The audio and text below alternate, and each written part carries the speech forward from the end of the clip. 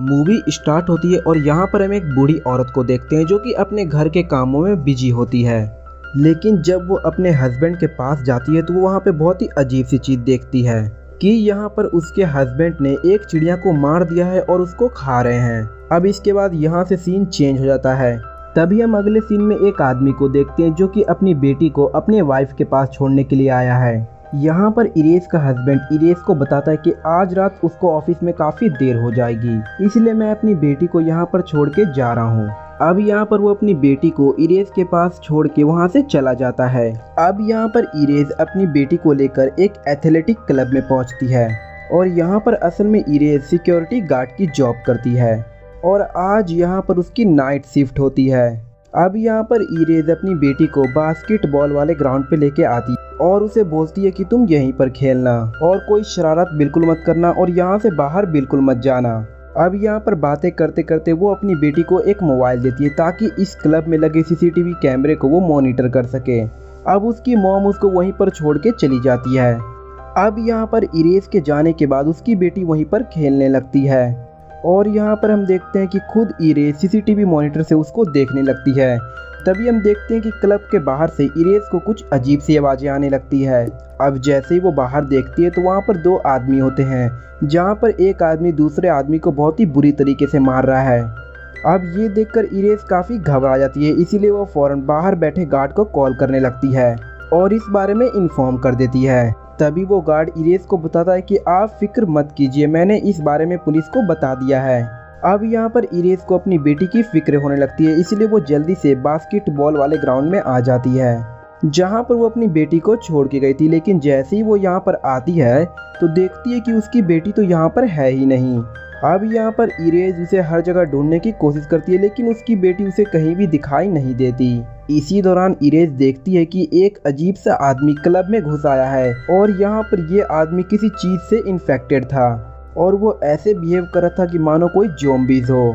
और यहाँ पर वो इरेज के पास दौड़ के आता है और उस पर हमला करने की कोशिश करता है, लेकिन यहाँ पर इरेज उसे स्केटिंग बोर्ड से कस के मारती है और उसको जख्मी करके नीचे गिरा देती है।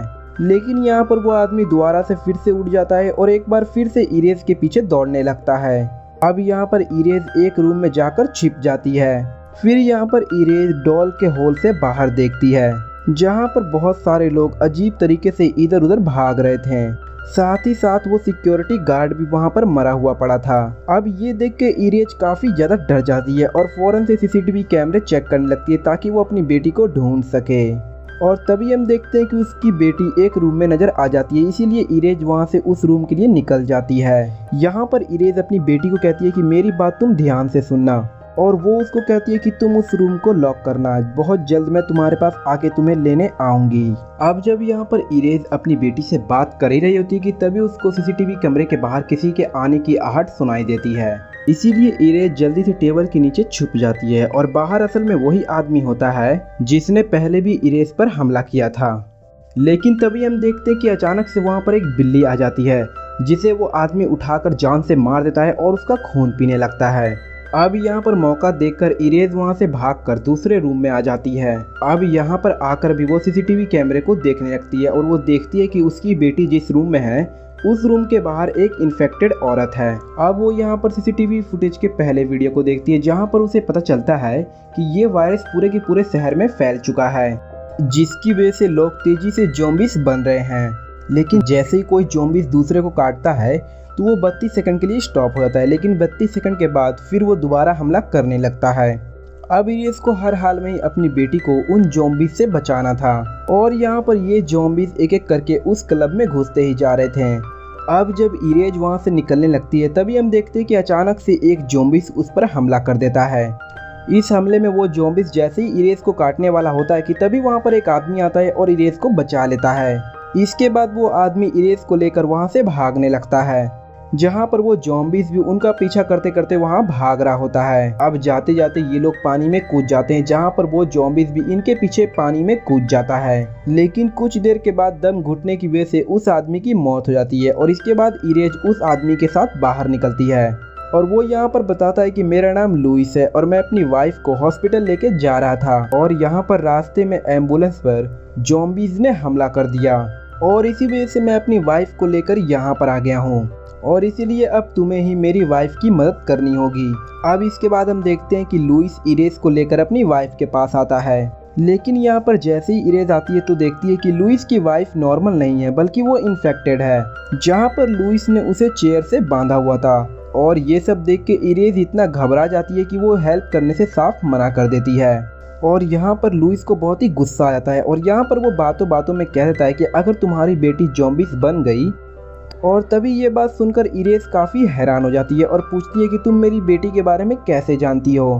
तभी लुइस कहता है कि तुम्हारी बेटी मेरे पास है और मैंने तुम्हारी बेटी को छुपाया हुआ है, और इसीलिए तुम सोच लो अगर तुम मेरी मदद करोगी तब मैं तुम्हारी मदद भी कर दूंगा। तब यहाँ पर इरेज ना चाहते हुए भी मजबूर होकर उसकी बात मान लेती है।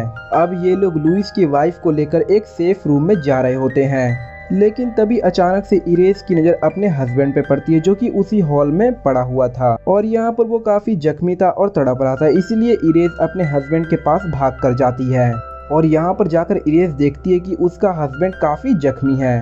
असल में इसका हस्बैंड यहाँ पर अपनी बेटी को लेने के लिए आए थे, लेकिन ज़ॉम्बीज़ ने उस पर हमला कर दिया और अब देखते ही देखते इरेज के हस्बैंड की यहीं पर डेथ हो जाती है। तभी हम देखते हैं कि और भी बहुत सारे ज़ॉम्बीज़ क्लब के अंदर घुस चुके हैं, और जहाँ पर ये दोनों थे वो ज़ॉम्बीज़ यहाँ पर आने की कोशिश कर रहे थे। अब यहाँ पर लुइस इस जगह पर बहुत सारे स्मोक फैला देता है जिससे वो ज़ॉम्बीज़ उन्हें नहीं देख पाते। अब यहाँ पर इरेज उस ज़ॉम्बीज़ का ध्यान भटकाकर लुइस की वाइफ को एक रूम में लेके चली जाती है, जहाँ पर वो दोनों लुइस की वाइफ की मदद करते हैं और ये दोनों एक बेबी को जन्म देते हैं। लेकिन तभी अचानक से हम देखते हैं कि लुइस की वाइफ लुइस पे हमला कर देती है और वो फौरन ही उस बच्चे को छीन लेती है।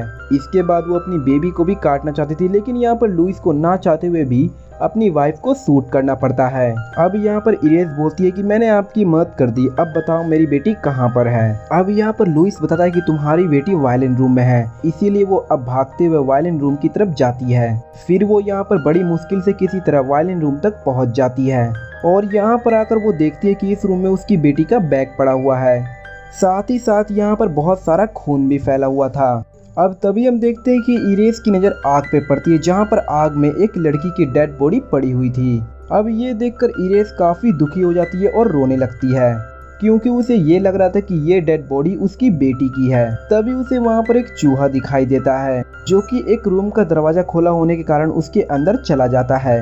इसीलिए अब इरेज भी उसके पीछे पीछे चली जाती है, जहाँ पर उस रूम में उसको उसकी बेटी मिलती है। यानी कि इसका मतलब ये था कि अभी भी उसकी बेटी जिंदा थी। अब यहाँ पर दोनों माँ बेटी मिलकर काफ़ी खुश होते हैं। इसके बाद वो दोनों मिलकर वहाँ से जाने लगते हैं, लेकिन वहाँ पर हॉल में बहुत सारे ज़ॉम्बीज़ थे जो कि वहाँ पर खड़े थे और यहाँ पर वो कोई भी हरकत नहीं कर रहे थे। इसका मतलब ये था कि 32 सेकंड के लिए वो स्टॉप हो गए हैं। इसीलिए इरेज यहाँ पर टाइमर लगाकर ज़ॉम्बीज़ के बीच में से निकलने की कोशिश करती है, लेकिन तभी टाइम खत्म हो जाता है, जहाँ पर वो सारे ज़ॉम्बीज़ वापस से अपने असली रूप में आ जाते हैं और वो दोनों पर हमला करने की कोशिश करने लगते हैं। अब वो दोनों डर के मारे वहाँ से भागने लगते हैं और बहुत सारे ज़ॉम्बीज़ उनका पीछा करने लगते हैं। अब वो भागते भागते एक हॉल में आ जाते हैं और फिर वो क्लब से बाहर निकल जाते हैं, जहाँ पर सारे के सारे ज़ॉम्बीज़ भी बाहर आ जाते हैं। अब ये दोनों बाहर खड़ी एक गाड़ी में आके बैठ जाते हैं।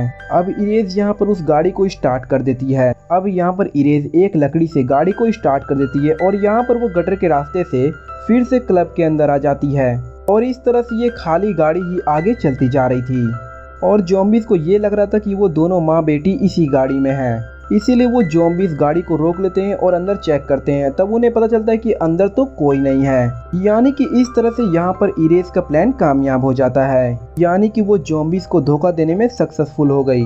इसके बाद हम इरेज और उसकी बेटी को देखते हैं जो कि क्लब के अंदर होती है और आगे बढ़ रही होती है और वहाँ पर आगे जाने के बाद उन्हें लुइस मिलता है जो कि काफ़ी बुरी हालत में था और यहाँ पर लुइस इरेज को बताता है कि बाहर समुद्र के पास मेरी एक बोट खड़ी है।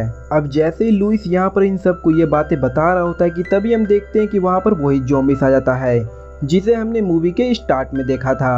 अब यहाँ पर वो ज़ॉम्बीज़ को इरेज मारने के लिए जैसे ही जाती है तो वो ज़ॉम्बीज़ इरेज को मारकर ज़मीन पर गिराता है। अब यहाँ पर जैसे ही वो ज़ॉम्बीज़ इरेज को मारने की कोशिश करता है कि तभी इरेज की बेटी एक स्टेपर गन उठाकर और यहाँ पर वो स्टेपर गन से उस ज़ॉम्बीज़ को मार देती है। इसके बाद दोनों उठते हैं और उसके बाद वो लुइस के पास जाते हैं, जहाँ पर वो देखते हैं कि लुइस मर चुका है और यहाँ पर इरेज उसका बच्चा लेकर जाने लगती है। अब यहाँ पर ये दोनों एग्जिट गेट तक पहुँच जाते हैं और जैसे ही ये बोट की तरफ भागने लगते हैं तो इनके पीछे बहुत सारे ज़ॉम्बीज़ भी भागते हैं और ये देखते हैं कि यहाँ पर जितने भी बोट खड़े हैं उन सभी को आग लगा दी गई है और यहाँ से अब जाने का कोई भी रास्ता नहीं है। और इसी तरह से इस मूवी की एंडिंग हो जाती है। तो आई होप आपको इस मूवी की एक्सप्लेनेशन पसंद आई होगी। पसंद आए तो वीडियो को लाइक करें और चैनल को सब्सक्राइब जरूर करें।